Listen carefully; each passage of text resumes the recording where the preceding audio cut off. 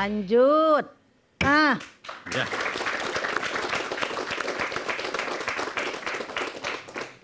Ini sesi terakhir polemik kita malam ini. Kita membahas tentang repotnya mengurus Freeport. Yang menarik tadi adalah ada keinginan dari para pembicara kita malam ini, jangan bicara lagi soal prosedur yang salah, apakah ada izin dari presiden atau tidak. Tapi bagaimana kita menjadikan kasus ini sebagai kotak Pandora untuk membangun kehidupan bernegara yang lebih baik ke depan. Saya ke Bung Sebas lebih awal. Bung Sebas, ini melibatkan orang paling tinggi di DPR. Tadi ada sebutkan udah sangat biasa, dia sudah sering sekali terlibat dalam hal-hal begini. Supaya kemudian kita dapatkan DPR yang bersih, justru mereka menjadi pengawas, bukan menjadi pemain apa yang dilakukan di depan. Yang penting dalam waktu dekat ini, memang DPR itu 560 itu harus buat keputusan. Bagaimana nasib ketuanya ini? Masih tetap dipertahankan atau harus segera diganti? Yeah. Menurut saya mereka harus segera membuat keputusan penting itu, karena ini menyangkut kepercayaan publik pada lembaga terhormat itu. Selama mereka masih mempertahankan, ini akan terulang kembali. Yeah. Ini belum ada 2 bulan kok. Trump Gate sekarang ini lagi. Masih orang yang sama. Nah karena itu segera membuat keputusan.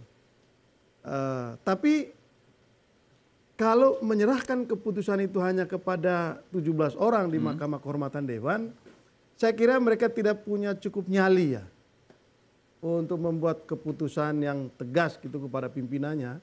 Ada Ebu Pakewi gitu terhadap pimpinan mereka. Karena itu mesti ada gerakan moral dari anggota-anggota yang lain termasuk Cepopong ini. Kalau merasa bahwa ketua ini sudah merusak atau mencoreng citra kehormatan dan kehormatan Dewan. Buatlah sesuatu supaya sikapnya sama, kita segera mengganti ini. Misalnya membuat mosi tidak percaya tadi. Yang lain saya kira Komisi Mitra Kerjanya Pak Sudirman Said. Ya, Komisi 7. Itu juga saya kira perlu memanggil Pak Sudirman untuk mendengarkan duduk ceritanya. Seperti apa dan kira-kira bagaimana permainannya. Lalu bagaimana jalan keluar. Karena mesti ada jalan keluar, nggak boleh hanya berhenti untuk rame-rame saja. Mesti ada jalan keluar gitu. Nah, kalau ketuanya sudah begini tentu saja ada kocok ulang Cepopong. Disukai atau tidak mesti ada kocok ulang. Dan memilih orang-orang yang memang betul-betul bisa memimpin DPR ini agar kepercayaan publik kembali lagi. Kalau kocok ulang harus KMP atau boleh yang lain? Terserah, itu mekanisme mereka. Kalau nanti saya bilang KMP, dikira saya orangnya KMP. Kalau saya bilang KIH, dikira saya orang secara KIH. aturannya. Siapapun di antara mereka. aturannya? Kan ada mekanisme di DPR untuk menentukan pemimpinnya gitu. Nah, lalu kemudian yang tidak kalah pentingnya, kasus ini harus menjadi pelajaran bagi semua anggota DPR termasuk pejabat publik supaya mereka tidak memperdagangkan pengaruh yang mereka punya, kekuasaan yang mereka punya untuk mencari keuntungan pribadi gitu. Ini yang selama ini terjadi kan. Jadi kalau sebelumnya DPR itu sudah biasa disebut sebagai mafia anggaran. Nah sekarang ini muncul satu lagi, mafia saham. Mafia saham, oke. Nah kebetulan yang terbongkar ini minta sahamnya Freeport. Anda bayangkan perusahaan-perusahaan tambang yang lain-lain yang tidak kita kenal. Mungkin sudah separohnya sudah milik politisi. Nah ini harus dibongkar semuanya dan dihentikan ke depan. Kalau sekiranya ini benar, maka sebenarnya dalam aturan etik DPR itu ada disebutkan harus mengutamakan bangsa dan negara, menjaga citra DPR, tidak berhubungan dengan mitra yang berujung kepada KKN dan tidak menggunakan jabatan untuk keuntungan pribadi. Banyak sekali yang dilanggar. Oh, banyak sekali kalau bicara soal itu banyak sekali, sumpah jabatan, tata tertib DPR, peraturan, macam-macam. Itu bisa diuraikan. Banyak sekali undang-undang kalau kita lihat undang-undang. Begitu. Tapi masalahnya apakah itu menjadi rujukan Mahkamah Kehormatan Dewan nanti? Nah itu kita nggak tahu. Kalau orang pacaran perlu ada sumpah setia. Tapi kalau Pak Setia Novanto, sumpah setianya sudah dilanggar. Sumpah setia Novanto. Pak Atmaji? Yang lalu pernah bilang, saya akan lawan semua orang yang bikin kegaduhan. Kalau sekarang Pak Luhut kemudian tidak menyelesaikan ini secara tuntas, bisa Pak Luhut yang melakukan kegaduhan. Apa yang harus dilakukan oleh Pak Luhut? Pertama, untuk menurunkan tingkat kegaduhan adalah memberi penjelasan bahwa Freeport itu tidak bisa dicatut sampai 2019. Ya. Dan kita bicara kalau tadi saya pantau, saham Freeport di sana di New York Exchange turun karena berarti mereka goyang para pembeli sahamnya. Bagaimana ya uang kita yang kita tanam itu. Yang kedua tentu saja karena mekanisme yang sudah ditempuh adalah melalui majelis kehormatan, ya sudah itu aja kita serahkan dulu jalan. Beliau pasti bersedia bicara mengenai substansi di sana gitu. Oke. Ya. Kalau nanti Pak Luhut pulang dari Kuala Lumpur, kemudian Pak Sudirman pulang juga dari lawatan di luar negeri, ada rencana bertemu? Belum dengar itu. Bisa saja, kenapa enggak? Paling enggak di sidang kabinet paripurna pasti ketemu semua. Karena hari Senin tanggal 23 ada sidang kabinet paripurna. Iya. Nah, apakah akan saling menghampiri apa tidak? Itu wallahu alam. Iya. Kalau cuma bertemu kabinet kadang-kadang pertemuan tidak sengaja. Nanti sama-sama ngambil kopi ke belakang ketemu gitu. Ya, bisa Harusnya saja pertemuan yang disengaja. atau pura-pura menghindar. Satu ambil kopi, satu ambil teh. Iya. Baik. Ya, kalau cuma menghindar nggak apa-apa. Kalau yang tiba-tiba pada saat lagi ngambil kopi itu baku hantam kan betul ya.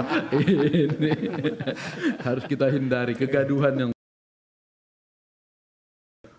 Saya kira dari kasus ini kita bisa melihat nanti pertama kepemimpinan Jokowi ya.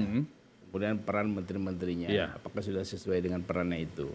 Nah, kita tinggal melihat aja. Nah, persoalannya adalah kalau tidak cocok, terus kita mau ngapain? Itu yang pertama. Yang kedua yang soal Setia Tidak Novanto. cocok, maksudnya tidak cocok antar siapa nih? Tidak cocok antara presiden dengan menteri-menterinya, kemudian presiden dan menteri-menterinya nggak cocok dengan rakyatnya, bisa juga gitu. Iya. Itu yang kemudian kita hanya menunggu 5 tahun, apakah mau menunggu aja atau gimana? Kan kemarin kita tunggu 10 tahun ternyata nggak ada hasilnya apa-apa juga. Itu Ini boleh nih, boleh. Nah, ini kemudian yang masalah yang Setia Novanto. Tadi yang sering orang lupakan ini kan bahwa negara itu diatur oleh 2 undang-undang. Satu undang-undang tertulis, satu lagi undang-undang tidak tertulis. Konsensus, komitmen etika, moral. Dan ini di negara-negara beradab itu lebih tinggi dibandingkan yang tertulis. Nah, jadi persoalannya adalah kalau mengacu kepada undang-undang yang tertulis yang etika dan lain-lain itu di MKD, ini mudah diakali dan pasti lolos dari hukuman. Tapi kan bukan itu yang kita mau. Nah, jadi ini pembelajaran juga. Nah, kemudian yang lainnya menurut saya ini bagaimana kita belajar ke depan nanti cara menghadapi pengusaha-pengusaha modal-modal asing itu. Dan kita memang harus awasi betul nih tracknya nih. Jadi kalau modal asing misalnya soal perkebunan ini arahnya kemana nih? Kemudian kita cek siapa yang dapat saham dari situ. Nah, pertambangan alirannya kemana? Ini pasti bisa kebuka nih. Gitu. Dan tadi yang menarik kan Pak Atmaji tadi Pak, yang disampaikan untuk menjelaskan soal Pak Sebastian Salang, soal Pak Luhut, yang disebutkan sampai 16 kali. Berarti sebetulnya sih kalau kita lihat konteksnya, ini nggak terlalu sakti nih orang ini, sehingga harus disebut berkali-kali. Kalau JK cukup sekali orang sudah tahu. Jadi sudah paham. Lebih sakti Pak JK dari Pak Luhut. Kalau lihat dari konteks ini sih ya. Jadi begitu nyebut JK, oh pasti udah beres selesai. gitu ya. Udah 16 kali ngomong Pak Luhut. Freeport-nya belum juga tunduk. Begitu sebut Pak JK satu kali, oke gitu. Begitu Pak Atmaji? Siapa yang lebih sakti? Bas, Anda berulang kali tidak percaya pada MKD. MKD itu pernah sukses loh. Dulu ada orang dari Demokrat direkomendasikan dipecat gara-gara. Dulu itu kapan? Waktu Badan Kehormatan. Iya, Kan tapi sama bukan aja. periode sekarang, bukan MKD periode sekarang. namanya. Bukan periode sekarang. Harusnya sekarang lebih hebat dong karena ada 2 kubu KMP KIH. Ya, kalau namanya MKD, kalau dulu Dewan Kehormatan. Iya, Badan Kehormatan. Sekarang lebih besar lagi Mahkamah Kehormatan Dewan. Lebih besar sebetulnya dan lebih agung. Tapi hasilnya enggak tuh. Sebelum ini Badan Kehormatan juga pernah mengusut kasus yang sejenis. Pak Dahlan Iskan melaporkan anggota dewan yang meminta bukan saham. bukan MKD. Itu masih Badan periode yang lalu. Kehormatan. Dewan itu Kehormatan. hasilnya juga mengecewakan Anda? Ya. Jadi ada beberapa keputusan yang dibuat oleh Dewan Kehormatan sebelumnya itu memang sampai pemecatan. Itu ada. Tapi kalau yang sekarang belum. Dari sekian banyak kasus, itu banyak sekali loh kasus yang diadukan di sini. Mungkin hanya 4 atau 6 yang diputuskan oleh oleh Mahkamah Kehormatan Dewan ini, dan itu semuanya sanksi ringan. Gitu. Oke. Jadi Memberikan MKD ruang kepada mereka tidak terlalu meyakinkan. belum bisa memberikan satu gebrakan Baik. yang menunjukkan bahwa ini loh penjaga moral dan etika di parlemen, itu belum. Oke. Mereka belum. Iya. Saya ke Bung Jayadi. Bung Jayadi, supaya ini menjadi momentum apa yang harus dilakukan oleh para politisi kita, baik itu Pak Jokowi, Pak JK, dan Pak menteri-menteri lain juga anggota DPR. Pertama, mau tidak mau, suka tidak suka, bolanya sekarang ada di DPR. Ya. Lebih kecil lagi di MKD, kan itu kenyataannya. Karena itu supaya ini jadi pembelajaran, maka harus didorong MKD untuk berbuat secara independen, Ya. transparan, objektif begitu ya. Dengan catatan tadi, ada ketidakpercayaan yang cukup tinggi terhadap mekanisme kerja atau hasil kerja dari MKD. Nah, yang kedua saya kira para anggota DPR, kemudian terutama pimpinan, coba kembalikan ini ke persoalan etis. Persoalan etis. Tidak menjadi sempit nantinya kalau hanya penyelesaiannya soal etika saja. Iya, justru nanti bisa dimulai dari sini, menurut saya. Kembalikan ini ke persoalan etis dalam konteks mereka, sehingga mereka tidak hanya berpegang pada mekanisme prosedur formal, Oke. gitu loh. Karena soal ini akan memberikan pelajaran yang sangat baik kepada kita kalau misalnya yang diduga terlibat itu kemudian merasa terlibat dengan sukarela misalnya nonaktif atau mengundurkan diri sementara, Ya. lalu memberi kesempatan kepada MKD untuk bekerja tanpa intervensi. Nah, di situ akan terlihat. Tapi ada tantangannya. Tantangan yang paling besar adalah bagaimana kalau aktor-aktor ini merasa oke, kalau saya harus turun, I'm not the only one going down. Oke. Saya bukan hanya saya yang turun. Tarik orang lain. Nah, itu tantangannya kan, Oke. dan itu TGTB politiknya. Itu mati siji mati kabeh. iya, ini bertentangan sekali dengan persoalan etis yang ada tadi. Ada satu hal lagi sebetulnya kan presiden itu kan juga kepala negara. Ya. Jadi secara moral ini seluruhnya itu tanggung jawab presiden sebagai kepala negara. Jadi harus presiden yang mengambil tindakan. Presiden sebagai tegas. kepala negara bisa memerintahkan kepada DPR untuk bekerja dan menyelesaikan persoalan ini. Juga selain itu juga menindak menteri-menterinya sendiri. Menindak menteri-menterinya. Baiklah. Oke. Oke. Cepopong. Aduh, Silakan sudah ditutup. habis waktunya? Sudah habis. Oke. Di dalam penghujung Ya. sidang istimewa ini, walaupun Cepopong kader Golkar, Cepopong akan berusaha seobjektif mungkin Iya. apa yang Cepopong maksud. Ya, tak? Yang pertama kita ambil hikmahnya. Kita ambil hikmahnya. Supaya yang aneh-aneh tadi itu, Ya. ya kan? Nah, jangan dibikin aneh lagi. Harus tidak aneh. Artinya harus benar. Yang kedua, kita sudah tahu bahwa sumber daya alam kita sebesar-besarnya untuk kemakmuran rakyat kita. Oke. Kalau Bapak Sudirman ini menyampaikan sesuatu itu dengan dimotivasi untuk kepentingan rakyat, go ahead. Kita dukung. Bisa pajarkan Cepopong itu bisa bahasa Inggrisnya. Iya. Nah, kemudian Pak Setia Novanto, kalaupun toh ada pertemuan, kalau niatnya untuk kepentingan rakyat, oke saja. Cepopong ingin menutup, kita ambil hikmahnya, yang eling supaya tetap eling, yang tidak eling menjadi eling. Iya. Oke.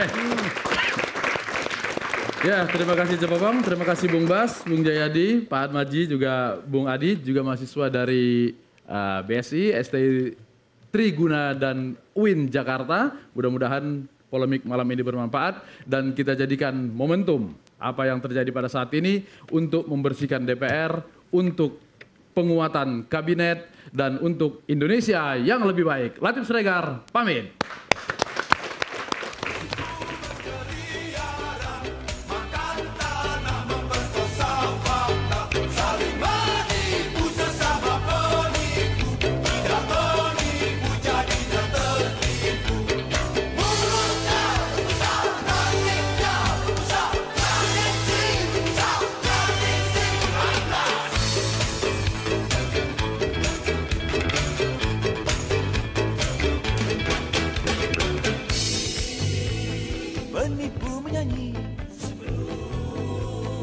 mereka mati. Hati sang penipu tak bisa menipu diri sendiri. Menipu menyanyi mereka mati. Hati sang penipu tak bisa menipu